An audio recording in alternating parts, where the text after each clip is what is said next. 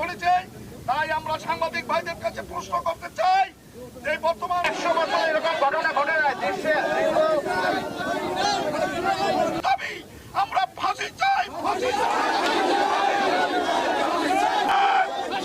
ফাঁসি চাই, ফাঁসি চাই, ফাঁসি চাই, ফাঁসি চাই,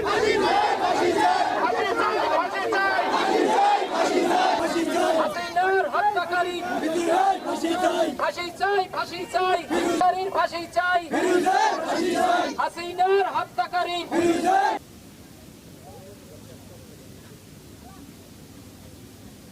ফাঁসি চাই, ফাঁসি চাই, হাসিনার হত্যাকারী।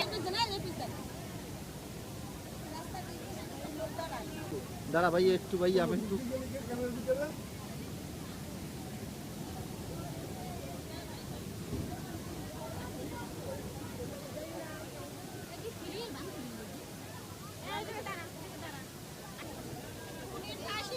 এ টেরা কাকু